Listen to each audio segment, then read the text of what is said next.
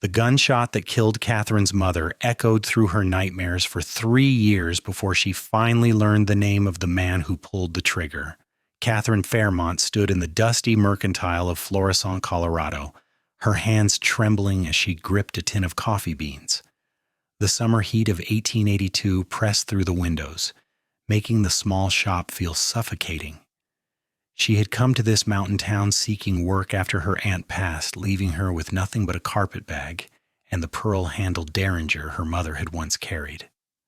At 22 years old, Catherine had learned to survive on her own, taking seamstress work wherever she could find it, but survival felt hollow when justice remained out of reach.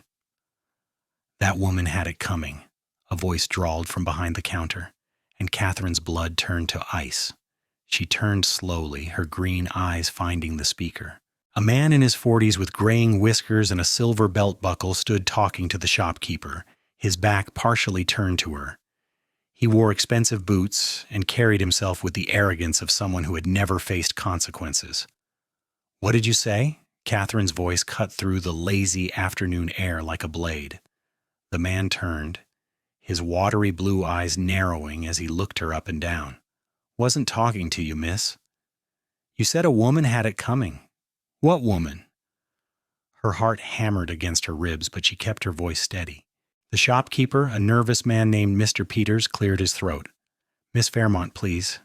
There is no need for trouble." Name was Eleanor Fairmont, the man said, his lips curling into something ugly.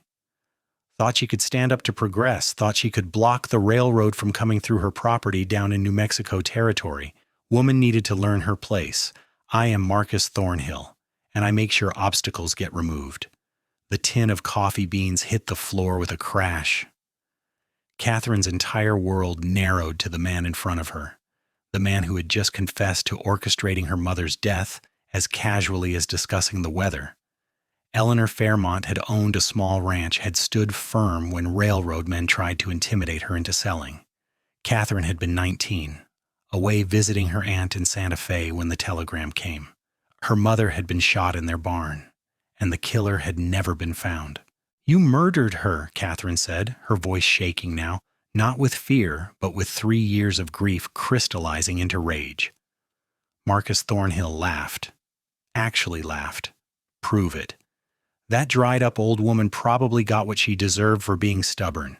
Maybe if she had been smarter, raised a daughter with sense, instead of sending you off to learn useless things, she would still be alive. The shopkeeper gasped. Another customer, an older woman, hurried out the door. Catherine felt something crack open inside her chest, something that had been holding her together through endless lonely nights and the ache of loss that never quite faded. "I challenge you to a duel," Catherine said clearly. "Tomorrow at dawn. You have insulted my late mother's honor, and I demand satisfaction." Thornhill's face went red, then purple. "You are a woman. You cannot challenge me to anything." "The Code Duello makes no distinction of sex, only of honor," Catherine replied. She had read every law book, every code of conduct she could find in the years after her mother's death, preparing herself for a moment she had not been sure would ever come. "Unless you are a coward," the word hung in the air like a noose. In the West, in this year of 1882, a man called a coward might as well be dead. Thornhill's hand moved toward his gun, but the shopkeeper stepped between them.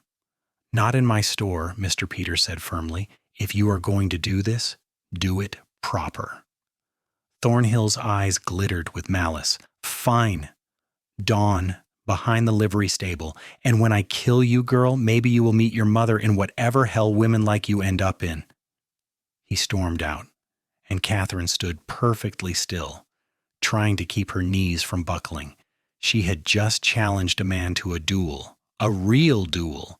She knew how to shoot. Her mother had taught her that much. But knowing how to hunt rabbits for dinner was different from facing down a killer who had probably shot dozens of people. "Miss Fairmont," Mr. Peters said gently, "you need a second. Someone to stand with you to make sure the duel is conducted fairly." "I know no one in this town," Catherine whispered. "Then let me help." The voice came from the doorway, deep and steady as mountain stone. Catherine looked up to see a man stepping into the mercantile, and her breath caught despite everything. He stood well over 6 feet tall, with broad shoulders and the lean, muscular build of someone who worked hard for a living. His hair was dark brown, sun-streaked at the temples, and his eyes were the warm amber of honey held up to lamplight. He wore dusty cowboy clothing, chaps over worn denim, a brown hat in his hands. He looked to be perhaps 25 or 26, and something in his weathered face spoke of kindness alongside strength. "Ryan Quaid," he said, taking a step toward her. "I work the cattle ranch north of here. I knew your mother, Miss Fairmont." Catherine's eyes widened. "You knew her?" "3 years back, I was driving cattle through New Mexico, had some trouble with my horse, threw a shoe. Your mother let me water my animals at her place, fed me supper, refused to take a cent for her kindness. We talked about ranching, about standing firm when powerful men try to push you around." His jaw tightened. "I heard about what happened to her a month later. Been carrying that guilt ever since, wondering if I could have done something." "You could not have known," Catherine said softly. "Maybe not, but I can stand with you now." Ryan met her eyes directly, and she saw no pity there, only respect. "If you will have me as your second, I will make sure Marcus Thornhill does not cheat, and I will make certain you get a fair chance." "Why would you do this for me? You do not know me." "Because your mother showed me kindness when she did not have to, because I heard what Thornhill said and it made me sick, and because—" He paused, seeming to choose his words carefully. "Because I can see you are brave enough to face him, but you should not have to face him alone." Catherine felt tears prick at her eyes, but she blinked them back. She had not cried since the funeral, had not let herself be soft or weak. But this stranger's kindness threatened to undo her carefully constructed armor. "Yes," she said. "Thank you. I accept your offer, Mr. Quaid." "Ryan," he corrected gently, "and we need to prepare. Do you have a weapon?" Catherine reached into her skirt pocket and pulled out her mother's derringer. Ryan looked at it, then very carefully did not laugh, which she appreciated more than he could know. "That is a fine weapon for close range," he said diplomatically, "but for a duel, you will need something with more distance and accuracy. Come on, I have a revolver back at the boarding house, and we have the rest of today to make sure you know how to use it." They left the mercantile together, Catherine acutely aware of the curious stares from townspeople who had already heard the news. Word traveled fast in a small mountain town like Florissant. The settlement sat in a valley surrounded by peaks still capped with snow even in July, a place where miners and ranchers and railroad workers all mixed together in an uneasy dance of progress and tradition. Ryan led her to a modest boarding house on the edge of town, run by a widow named Mrs. Henderson, who took one look at Catherine's face and immediately began fussing over her. "That terrible man," Mrs. Henderson declared, her gray curls bouncing with indignation. "Everyone knows he is a hired killer for the railroad companies, but no one can prove it. Good for you standing up to him, though I wish it did not have to be with guns." "So do I," Catherine admitted. Ryan retrieved a well-maintained Colt revolver from his room along with a box of ammunition. "We will go out to the meadow past the church, somewhere we can practice without drawing too much attention." They walked in silence for a while, leaving the town behind. The afternoon sun beat down, but the altitude kept the heat bearable. Wildflowers dotted the meadow grass, and in the distance Catherine could see cattle grazing on the hillsides. "I am scared," she said suddenly, the words escaping before she could stop them. "You would be foolish not to be," Ryan replied. He did not try to reassure her with empty platitudes, and she was grateful for that. "Fear keeps you sharp. It keeps you alive. The trick is not letting it control you." He set up targets using pieces of wood and old tin cans he had brought in a satchel. Then he stood beside her, close enough that she could smell leather and sage and something clean like soap. "Have you shot a revolver before?" "Only my mother's derringer, and not in years." "Then we start with the basics." His voice was patient, instructive. He showed her how to hold the weapon properly, how to sight down the barrel, how to squeeze the trigger instead of pulling it. When he needed to adjust her stance, he asked permission before touching her shoulder, her elbow guiding her into the correct position with a gentleness that made her chest ache. The first shot went wide, kicking her hand back with surprising force. The second was closer. By the 10th, she was hitting the wooden planks more often than not. "You have good instincts, Eumers," Ryan said. "Your hands are steady once you settle into it. That matters more than anything." They practiced until the sun began to sink toward the peaks, painting the sky in shades of orange and pink. Catherine's arm ached, and her ears rang despite the cotton Ryan had given her to stuff in them, but she was hitting the targets with increasing frequency. "That is enough for today," Ryan said finally. "You need to rest. A duel is not just about shooting. It is about keeping your nerve when someone is pointing a gun at you." They walked back toward town as twilight descended, the air cooling rapidly the way it did in the mountains. Catherine felt exhausted, but also strangely calm. She had made her choice. Whatever came tomorrow, she would face it knowing she had tried to honor her mother's memory. "Where are you staying?" Ryan asked. "I have been renting a room above the seamstress shop. Mrs. Chen has been kind enough to give me work." "Will you join me for supper? Mrs. Henderson puts out a good meal, and you need to keep your strength up." Catherine hesitated, aware that dining with the man she had just met might cause talk. Then again, she had challenged someone to a duel. The town gossips would have plenty to discuss regardless. "Yes, thank you." The boarding house dining room was warm and fragrant with the smell of roast chicken and fresh bread. Mrs. Henderson had outdone herself, perhaps knowing that this might be Catherine's last meal. The thought should have frightened her, but instead she felt oddly removed, as if she were watching herself from a distance. Ryan ate with the quiet efficiency of a man used to long days of physical labor, but he kept glancing at her, concern evident in his amber eyes. "Tell me about your mother," he said finally, "not about how she died, but about how she lived." Catherine set down her fork, surprised by the request. No one had asked her that in years. People wanted to express sympathy about her loss, but they did not want to hear about Eleanor Fairmont, the person, only Eleanor Fairmont, the victim. "She was strong," Catherine began slowly. "My father died when I was 12, and everyone said she should sell the ranch, that a woman could not possibly manage it alone. She proved them all wrong. She could rope and brand as well as any man, could shoot a rattlesnake at 20 paces, but she was also kind.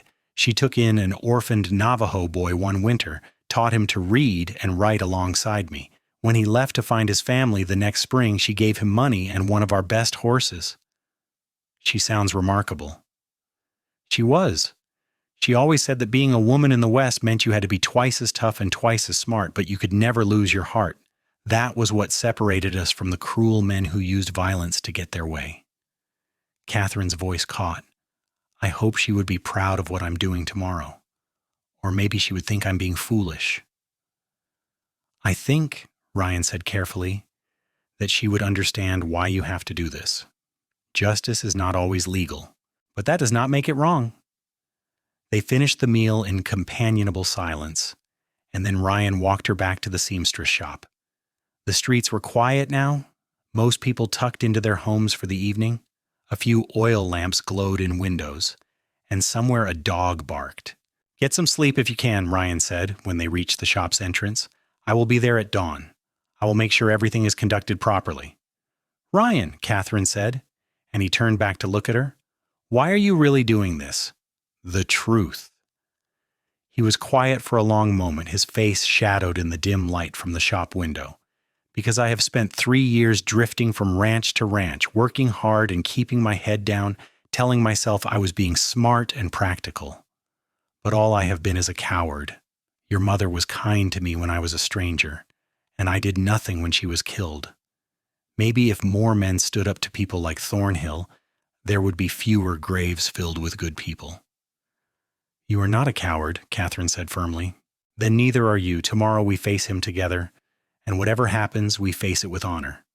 That counts for something." He tipped his hat and walked away into the darkness, leaving Catherine standing alone on the empty street. She climbed the narrow stairs to her small room where her few possessions were neatly arranged on a single shelf.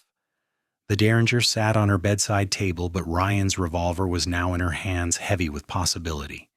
She did not expect to sleep, but exhaustion claimed her sometime after midnight, dragging her down into restless dreams where her mother stood in a sunlit field, smiling and whole, her dark hair unbound in the wind.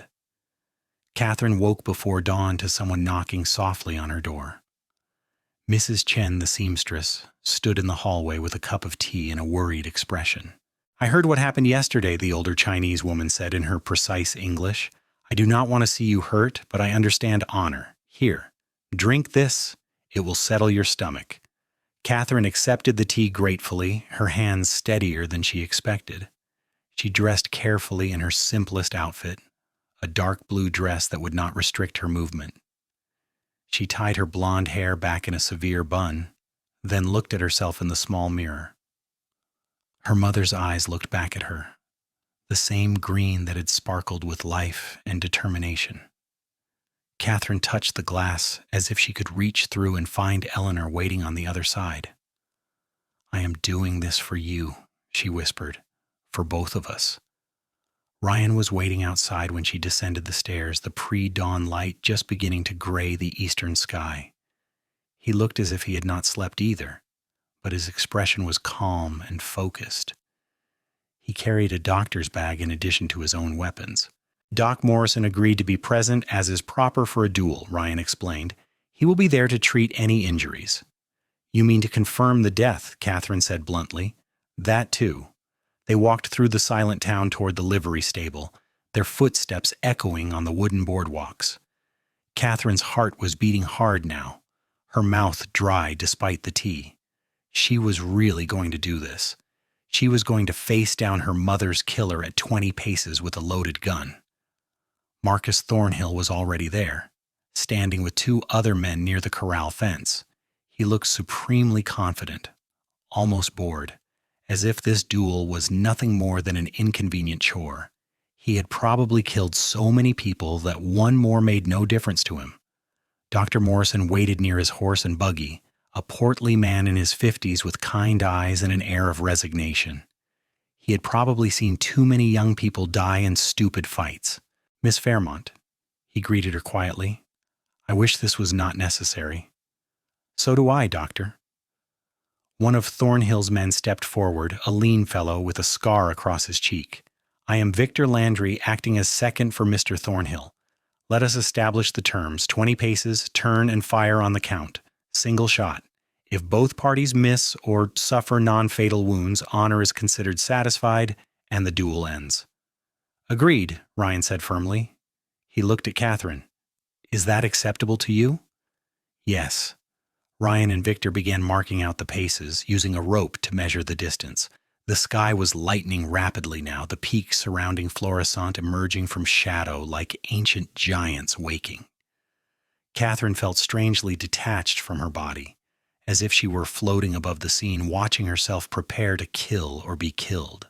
Thornhill walked over to where she stood, his smile cruel. "You still have time to apologize and run away, girl. I might even let you live if you beg prettily enough." "I would rather die standing than live on my knees before a man like you," Catherine replied. Something flickered in his eyes, anger or perhaps respect. She could not tell. Then he walked back to his position, and Ryan was beside her, his hand briefly touching her arm. "Remember your breathing," he said quietly. "Remember that you are doing this for the right reasons. No matter what happens, I am proud to stand as your second." "If I die," Catherine said, "will you write to the church in Santa Fe? Tell Father Martinez what happened?" "You are not going to die. But if I do, then I will tell him. I promise." Victor called out, "Take your positions." Catherine walked to one end of the measured rope, the revolver heavy in her hand. She had checked it 3 times already, making sure it was loaded properly, making sure the mechanism was not stuck. Everything depended on this moment, on her being faster or luckier or simply more determined than the man who had killed her mother. Thornhill took his position 20 paces away, his own weapon already drawn. He was smiling, absolutely certain of his victory. "Back to back," Victor shouted. Catherine turned, feeling the sun breaking over the eastern peaks now, warming her face. She could hear birds beginning to sing in the cottonwood trees near the stable. It seemed wrong somehow that the world could be so beautiful on a morning when she might die. On my count, you will each take 20 paces, then turn and fire, Victor continued. 1, 2, 3. Catherine walked forward, counting each step in her mind. Her legs felt disconnected from her body, moving automatically. Behind her, she could hear Thornhill's boots hitting the dirt. 14, 15, 16. Her hand was sweating on the gun grip. She adjusted her hold slightly, remembering everything Ryan had taught her. 19, 20, turn and fire. Catherine spun, bringing the revolver up in the same motion Ryan had drilled into her yesterday. Time seemed to slow, every detail crystallizing with painful clarity. Thornhill was turning too, his face already triumphant, his gun rising to point directly at her heart. She squeezed the trigger the way Ryan had taught her, smooth and steady, not yanking or pulling. The two shots sounded almost as one, twin thunderclaps that scattered the birds from the trees. Catherine felt something tug at her sleeve, a sharp burning sensation across her upper arm. Then Thornhill was falling, his gun dropping from his hand, his face contorted in shock. He hit the ground hard, his hand clutching his chest where a bloom of red was spreading across his white shirt. Catherine stood frozen, the gun still extended in front of her. She had shot him. She had actually shot him. Dr. Morrison rushed forward, kneeling beside Thornhill. Ryan was suddenly at Catherine's side, his hands steadying her. "You're bleeding," he said urgently.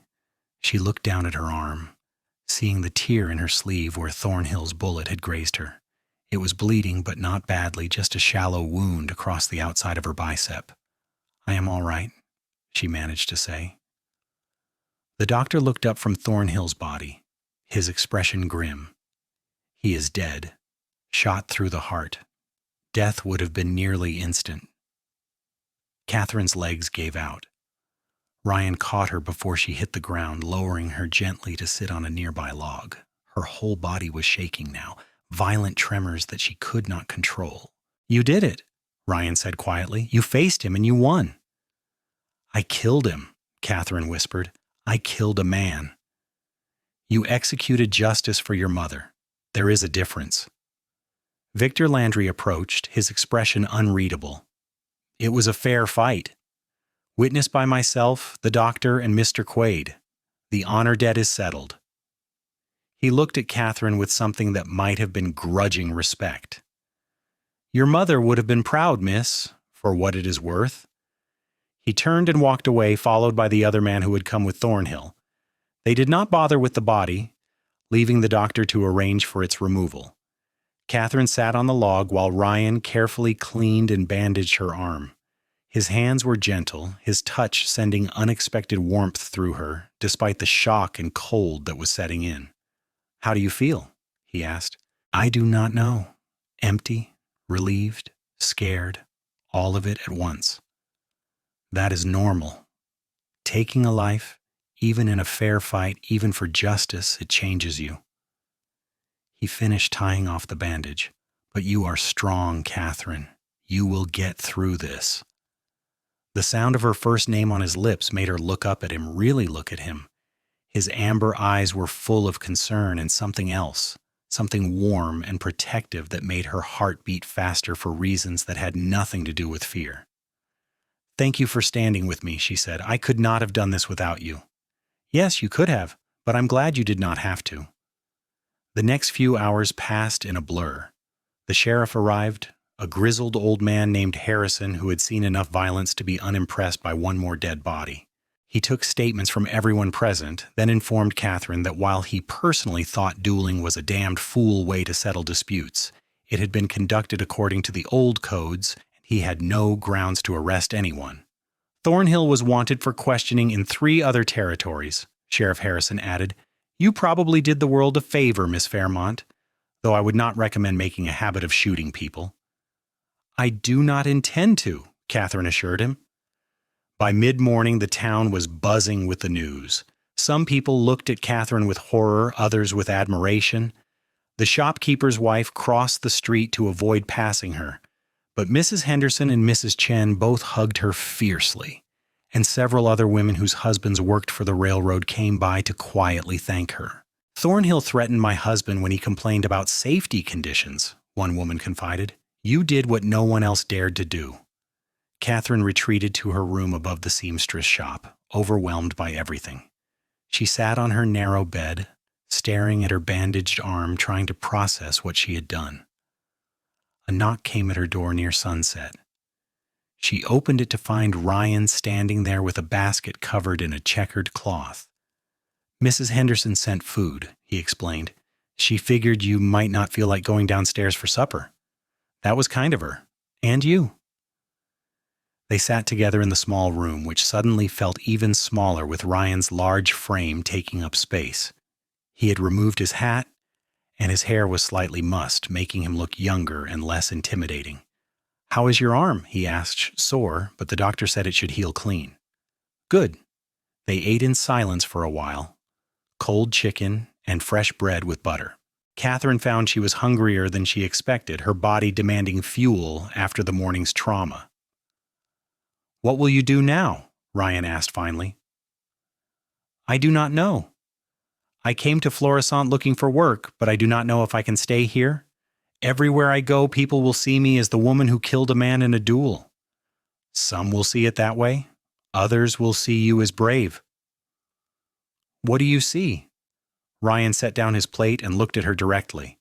I see someone who fought for what was right, someone who honored her mother's memory, someone strong and courageous and beautiful.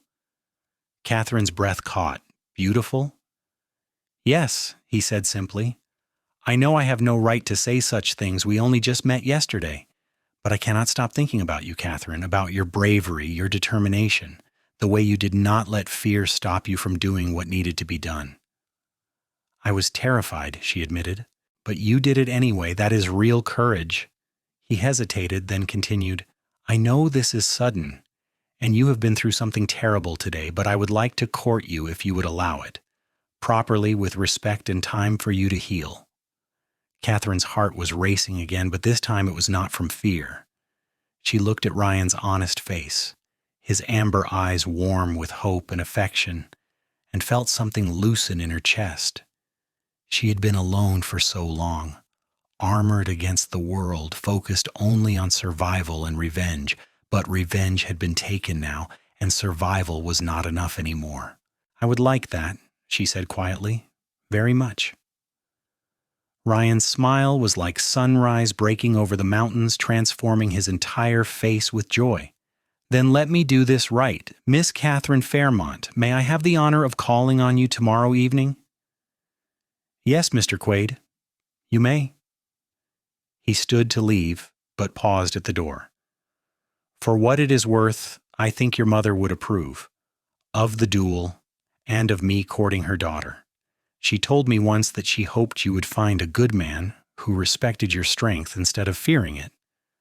She said that? She did. I did not understand what she meant at the time. I think I do now.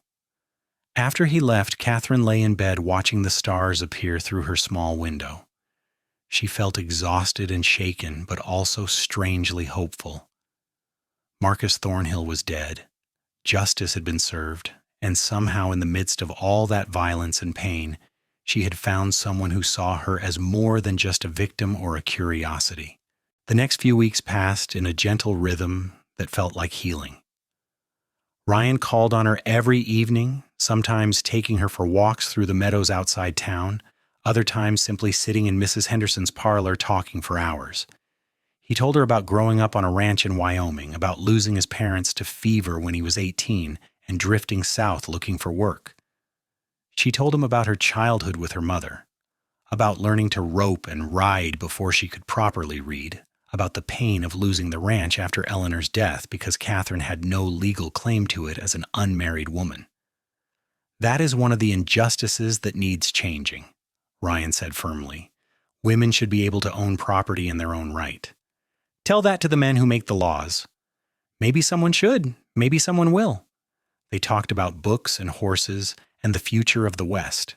Ryan spoke passionately about how cattle ranching was changing, how barbed wire and railroads were transforming the open range. Catherine found herself fascinated by his vision of the future, even as part of her mourned the passing of the wilder, freer days her mother had known. One evening, about a month after the duel, Ryan took her riding up into the hills above Florissant.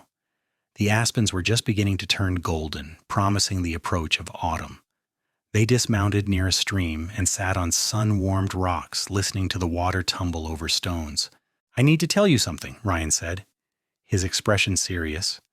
"The ranch I have been working for is selling out. The owner wants to retire and move back east to be with his daughter."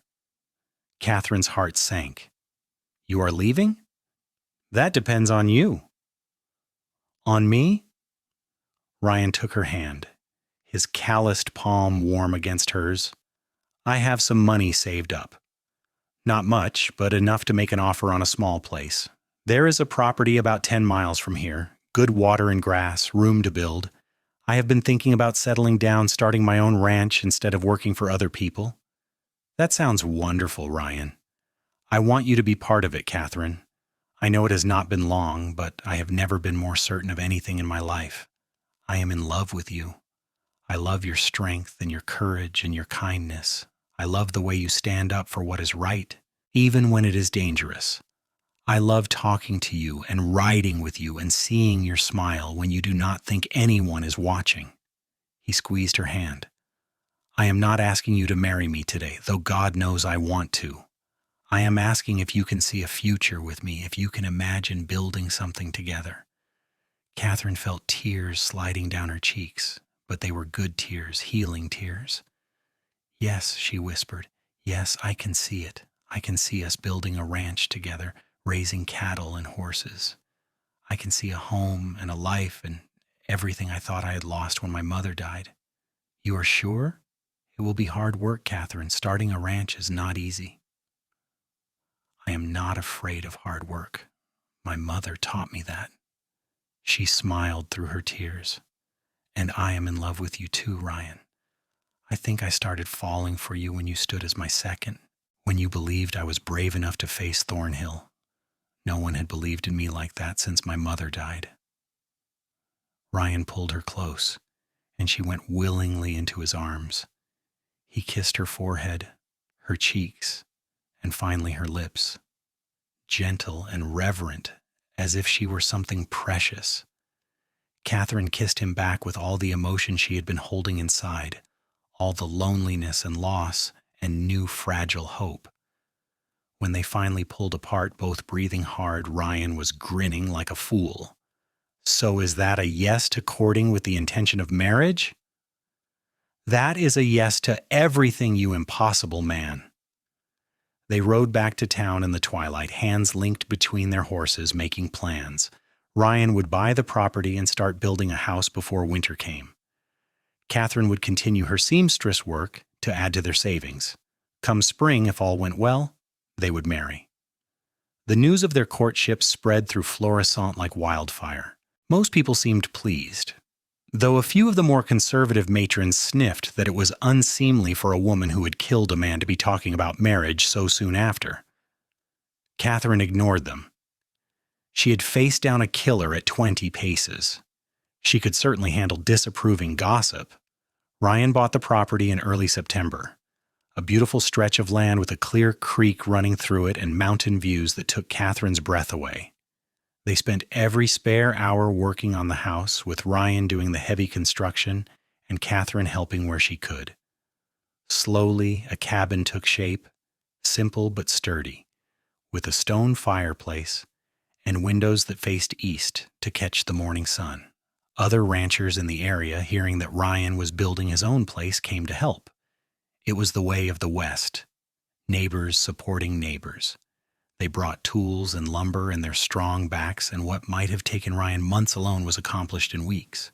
Catherine cooked for the work crews, making huge pots of stew and baking enough bread to feed an army. "You are a good cook," one old rancher named Tom told her, accepting a third helping. Ryan is a lucky man. I think we are both lucky, Catherine replied, and meant it.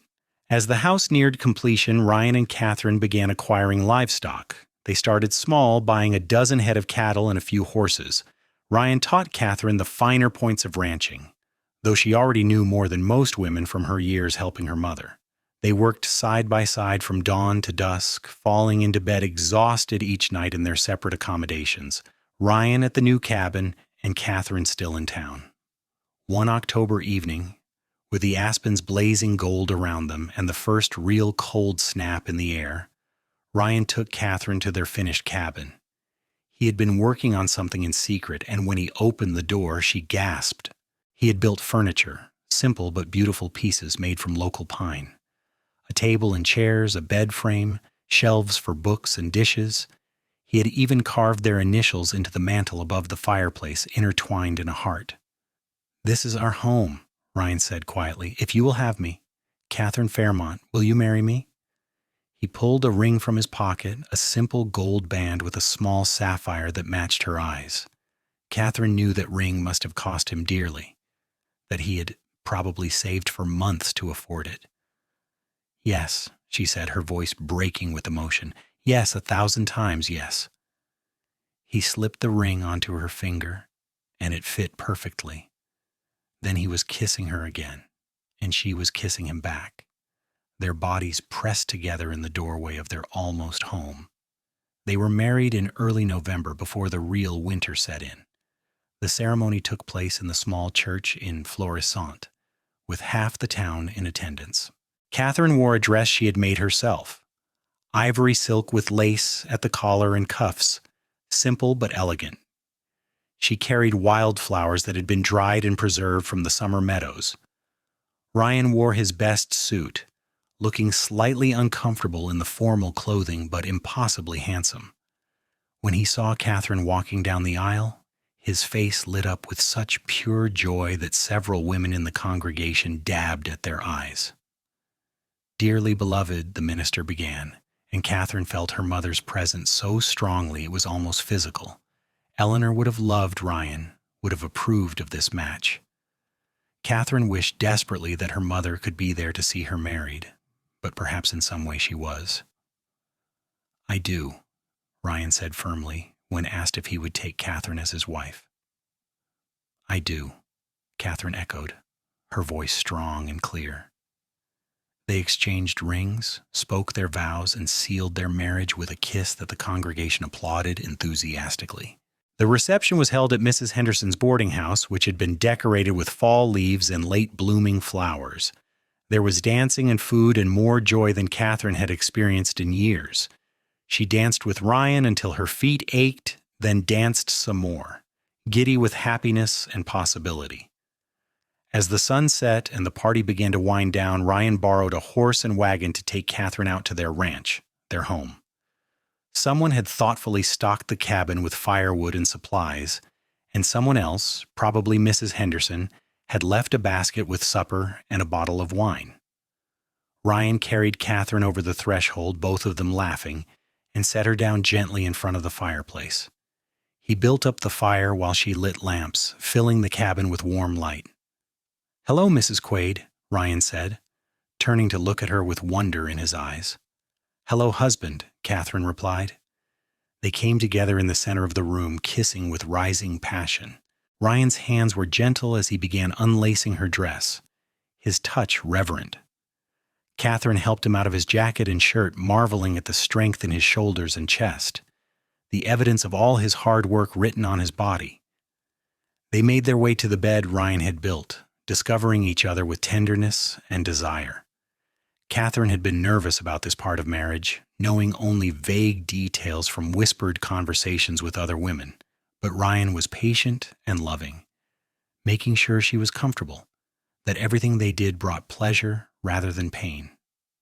Afterwards, they lay tangled together beneath quilts Catherine had sewn, the firelight dancing across the walls of their cabin.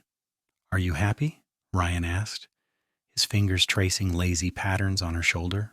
"Happier than I have been in years," Catherine said honestly. I feel like I can finally breathe again, like I've been holding my breath since my mother died and I can finally let it out. Good, because I plan to spend the rest of my life making you this happy. That is a bold promise, Cowboy. Then I better get started. He kissed her again, and Catherine laughed against his lips, feeling more alive than she had thought possible. Winter came to the mountains with vengeance, bringing snow that piled high against the cabin walls and temperatures that made the windows frost over in beautiful crystalline patterns. Ryan and Catherine settled into the rhythms of ranch life, caring for their small herd of cattle, keeping the horses fed and warm, maintaining their equipment and supplies. The work was hard, sometimes brutally so, but they faced it together. On the worst days, when the wind howled down from the peaks and Catherine's hands went numb despite her gloves, Ryan was there to encourage her. On the nights when he came in exhausted from breaking ice on the water troughs, she had hot food and warm arms waiting. They talked endlessly during the long winter evenings, learning each other's stories in depth.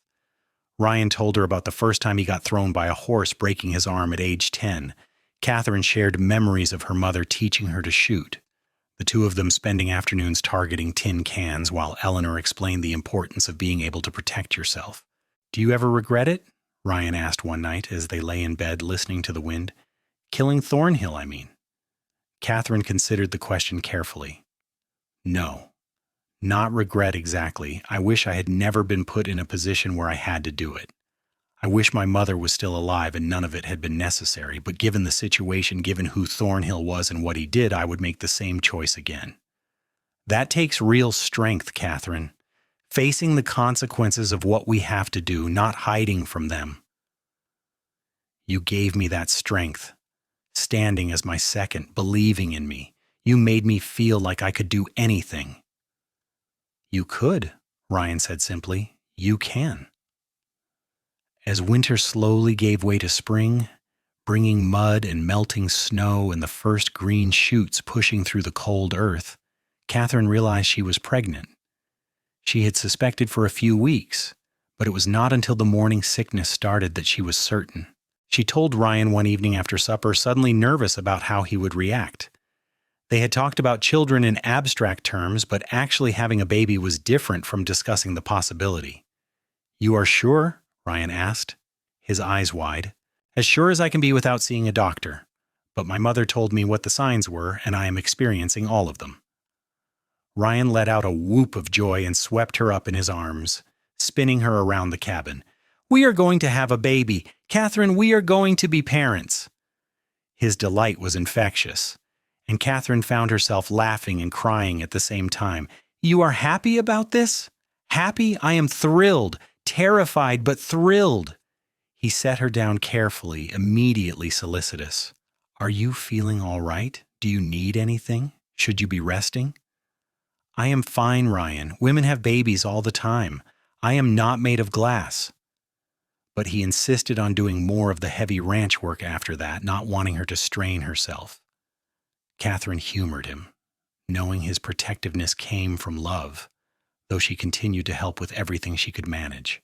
They rode into town to see Dr. Morrison, who confirmed the pregnancy and told them to expect the baby in late October or early November. "First babies are often late," he warned. "Do not be surprised if you go past your due date." Catherine spent the summer preparing, sewing tiny clothes and blankets, cleaning and organizing the cabin. Ryan built a beautiful cradle from pine wood, carving it with the same care he had used for their furniture.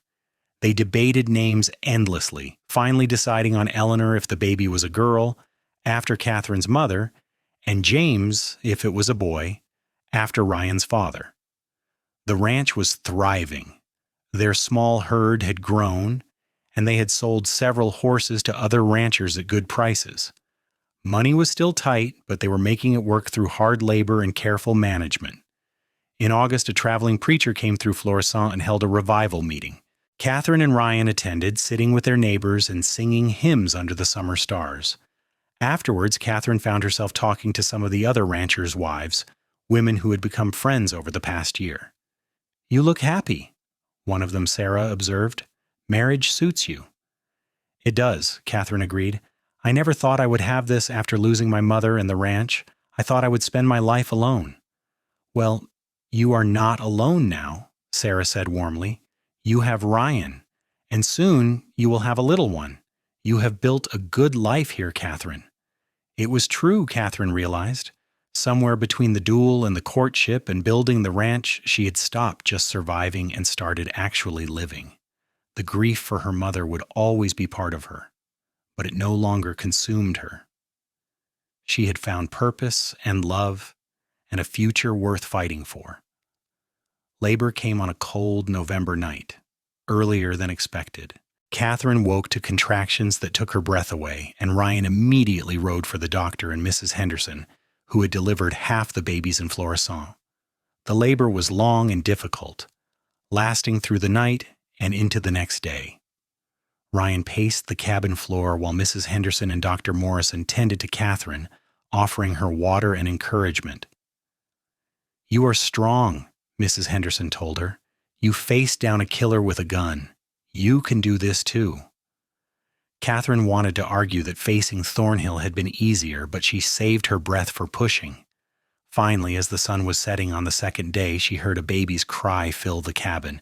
"It is a boy," Dr. Morrison announced, holding up a squalling, red-faced infant. Ryan rushed to Catherine's side as Mrs. Henderson placed the baby in her arms. He was perfect, tiny and wrinkled, but absolutely perfect, with a shock of dark hair like his father and eyes that would probably turn amber in time. "James," Catherine whispered, tears streaming down her face. "Hello, James," Ryan quaid. Ryan was crying too, unashamed, his hand gently stroking the baby's soft head. "He is beautiful. You are beautiful. God, Catherine, I love you so much." "I love you too." The doctor and Mrs. Henderson left after making sure both mother and baby were healthy, giving the new family privacy. Ryan sat on the edge of the bed, one arm around Catherine and the other supporting the baby, and they simply existed in that moment of perfect happiness. Little James was a healthy, hungry baby who kept them awake most nights for the first few months. Catherine was exhausted in a way she had never experienced, but every time she looked at her son's face, every time Ryan came in from ranch work and lit up at the sight of his family, she knew it was worth it. The ranch continued to grow over the next few years. They acquired more land, built additional corrals, increased their herd. Ryan hired help when they could afford it, usually young men looking to learn the ranching trade.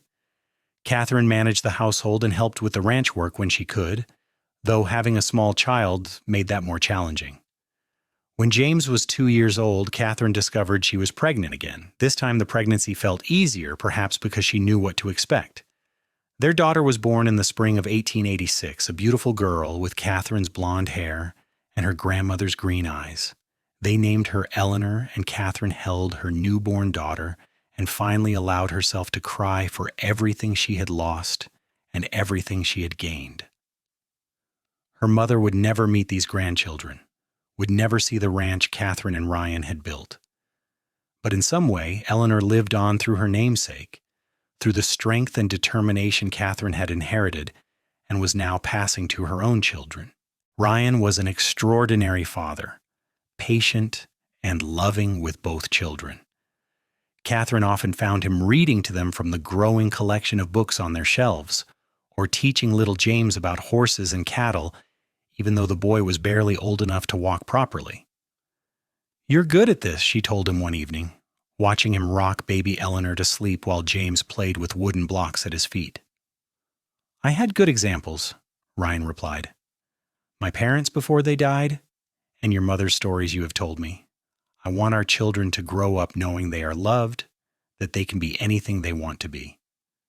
"Even Eleanor?" Catherine asked. "Most men would not say that about their daughters." "Then most men are fools. Our daughter will be as strong and capable as her mother. I pity any man who tries to stand in her way." Catherine laughed, but she also felt a swell of love for her husband. He had kept every promise he had made to her, had built the life they had dreamed about during their courtship.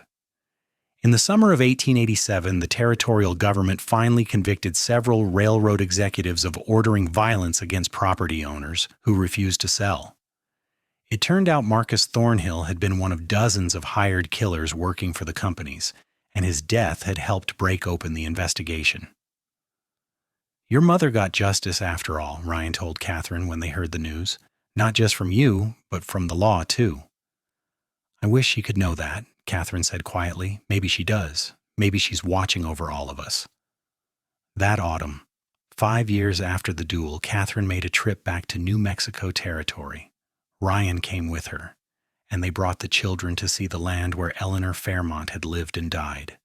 The ranch had been sold years ago, but the current owners were kind enough to let them visit. Catherine stood in front of her mother's grave in the small cemetery near the property, James holding her hand and baby Eleanor in Ryan's arms. She had not visited since the funeral, had been unable to face the pain of it. But now, with her family around her, she found she could. "Hello, Mama," she said softly. "I wanted you to meet your grandchildren. This is James, and this is Eleanor named for you. They are beautiful and healthy and loved." Her voice caught. "I met someone, Mama. A good man, like you hoped I would. He treats me with respect and kindness. We have a ranch together like you and Papa had. I think you would like him. I think you would be proud of the life we have built." Ryan's free hand found hers, squeezing gently. Little James, not fully understanding but sensing the solemnity of the moment, was quiet beside her. "I still miss you every day," Catherine continued, "but I'm all right now. More than all right. I'm happy. Thank you for teaching me to be strong, for showing me what it means to fight for what is right. I hope I can teach our children the same things." They stayed for a while longer, then made the journey back to Florissant. The trip took several days, and during the long wagon ride, Catherine felt something settle inside her. She had said goodbye properly, had honored her mother's memory. The grief would always be there, but it no longer held her captive. The years continued to pass in the steady rhythm of ranch life. James grew into a bright, curious boy who loved horses almost as much as his father did. Eleanor was more reserved, but equally strong-willed, showing early signs of her mother's determination and her grandmother's fire. In 1889, Catherine gave birth to their third child, another boy they named Thomas, after the old rancher who had first welcomed them into the community. Their family was complete, their ranch prosperous, their love deepening with each passing season. One evening in the late summer of 1890, 8 years after that fateful duel, Catherine and Ryan sat on the porch of their expanded cabin watching the sunset paint the mountains in shades of gold and rose. The children were finally asleep after a long day of playing, and the ranch was quiet except for the sound of cattle lowing in the distance. "Do you remember the day we met?" Ryan asked, his arm around her shoulders. "I remember everything about that day," Catherine replied. "I was terrified and angry and desperate for justice, Mern. You were magnificent. I was foolish. I could have been killed. But you were not. You survived, and you brought down a murderer, and somehow, in the middle of all that darkness, we found each other." He turned to look at her, his amber eyes warm in the fading light. "I have never regretted standing as your second that day. Not for one moment." "I have never regretted accepting your offer," Catherine said. "You gave me back my life, Ryan. You gave me a reason to build something new instead of just mourning what I had lost." "We gave that to each other," Ryan corrected gently. They sat together as the stars began to appear, bright pinpricks against the darkening sky. Catherine thought about all the miles she had traveled, literally and figuratively, since her mother's death. She thought about the girl who had walked into that mercantile in Florissant, alone and grieving and burning with the need for revenge. That girl was still inside her, but she was no longer alone.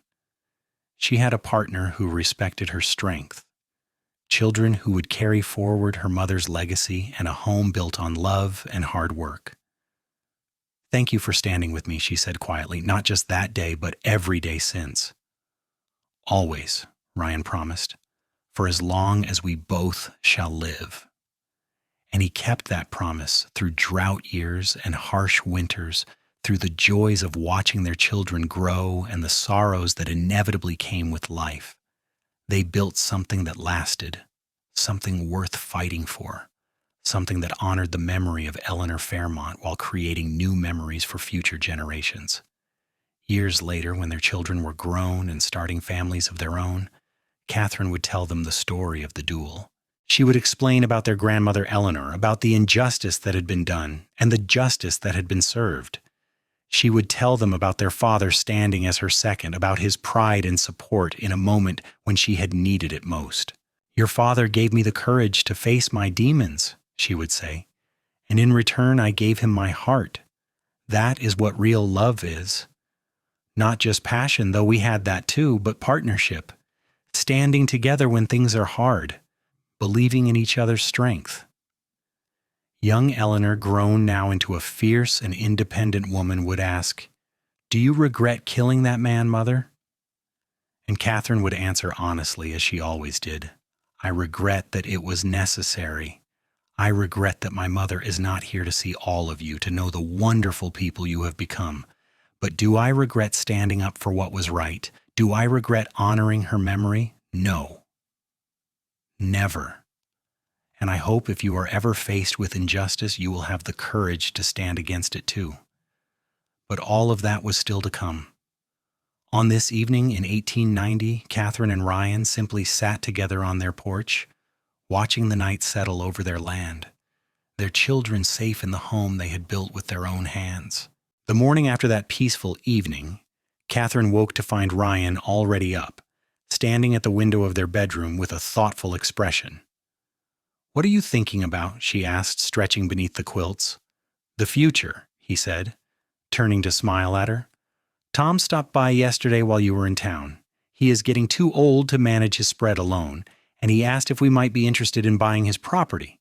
It borders ours to the north." Catherine sat up, suddenly alert.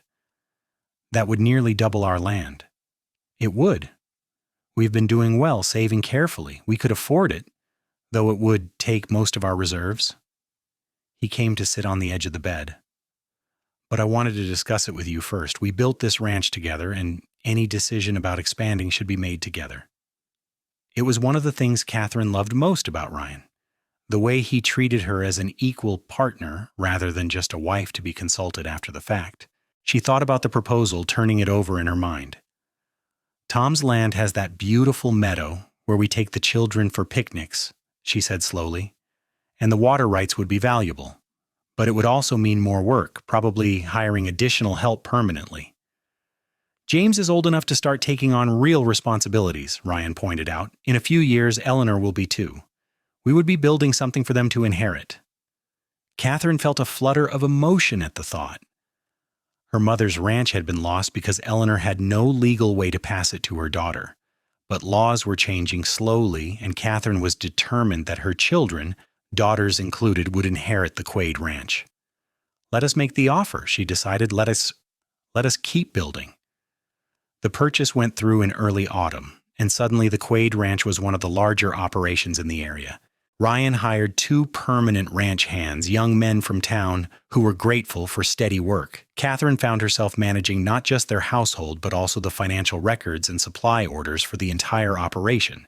She discovered she had a head for numbers and organization, skills that complemented Ryan's understanding of livestock and land management.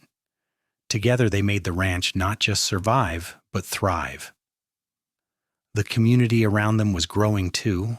Florissant had evolved from a rough frontier town to a more established settlement with a real school, 3 churches, and even a small library. Catherine became involved in the school board, advocating for better education for all children in the valley. "My mother believed that education was power," she told the other board members. "We need to make sure every child, boy or girl, rich or poor, has access to learning." Some of the more conservative members balked, but Catherine had learned long ago that her opinion carried weight. She was the woman who had faced down Marcus Thornhill, and while some people still disapproved of the duel, most respected her courage. She used that respect to push for changes she believed in. In 1892, when James was 7 and Eleanor was 6, Catherine started teaching them to shoot. Ryan was uncertain at first, especially about teaching Eleanor, but Catherine was firm. "My mother taught me because she knew I might need to protect myself someday," she explained. "She was right. Our daughter deserves the same skills. So they took both children out to the meadow, the same place where Ryan had taught Catherine 8 years earlier, and began instruction. James took to it naturally, but Eleanor was even better, her hands steady and her focus intense. She is a natural, Ryan admitted, watching his daughter hit target after target, just like her mother. And her grandmother, Catherine added softly. As the children grew, Catherine made sure they knew Eleanor Fairmont's story. She told them about the strong woman who had run a ranch alone, who had stood up to railroad bullies, who had raised her daughter to be independent and capable. She wanted them to understand their heritage, to know that they came from strength. In the spring of 1893, a woman named Margaret Halstead arrived in Florissant. She was a journalist from Denver, writing a series of articles about women in the West.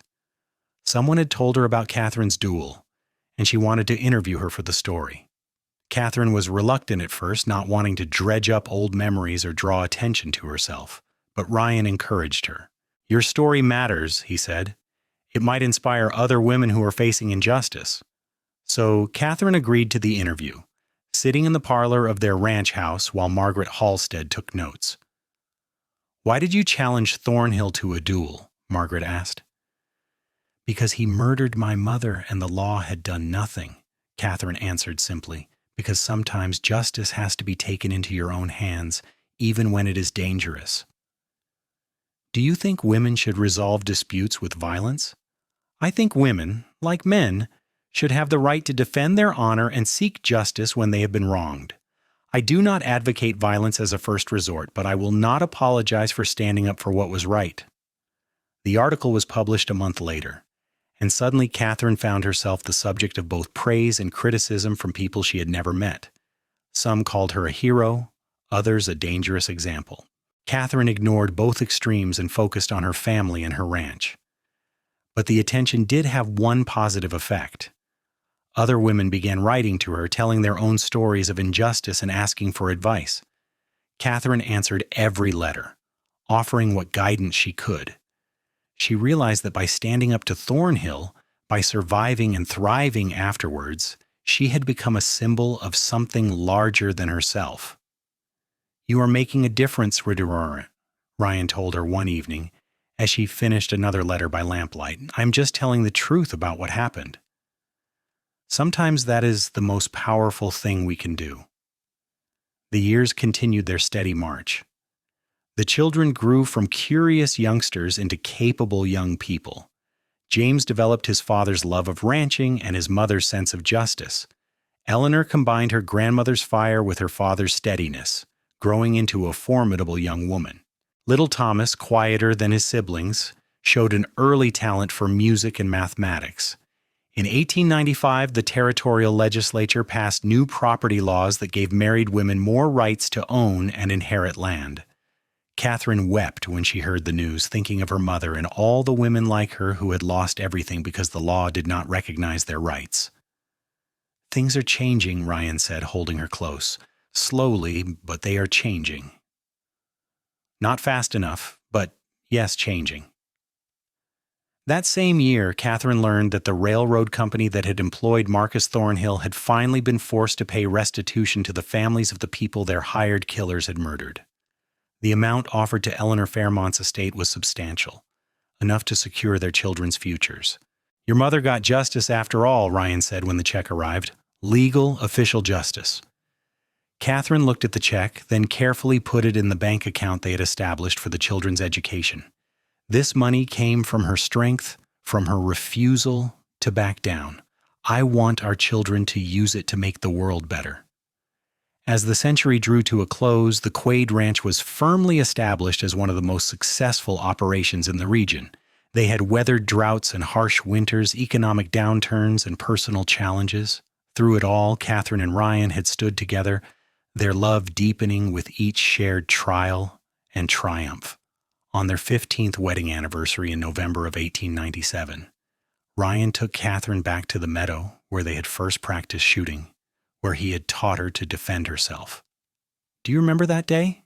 he asked, much as he had years before. "I remember being terrified," Catherine said, And I remember you being patient and kind and believing I could do something I was not sure I could do. I knew you could. I saw your strength from the moment you challenged Thornhill." He took her hands in his. "Catherine, these have been the best years of my life. Every morning I wake up grateful that you chose me, that we built this life together." "I chose well," Catherine said, smiling up at him. "You have been my partner in everything, Ryan. Not just a husband, but a true partner. You have respected my strength instead of being threatened by it. You have supported our daughter learning to shoot and our son learning to cook. You have built a life with me, not for me. That is what love should be."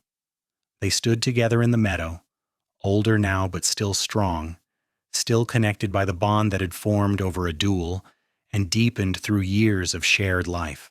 Catherine thought about the scared, grieving girl she had been and the woman she had become. The journey had not been easy, but it had been worth every difficult step. As 1900 approached, bringing with it a new century, the Quaid family prepared for the changes that would inevitably come. James, now 15, was already talking about taking over more of the ranch management.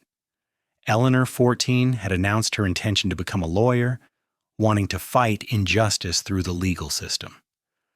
Thomas, 11, continued his studies with the hope of eventually attending college in Denver. Catherine and Ryan supported all of their children's dreams, even as they privately marveled at how different the world was becoming from the one they had grown up in.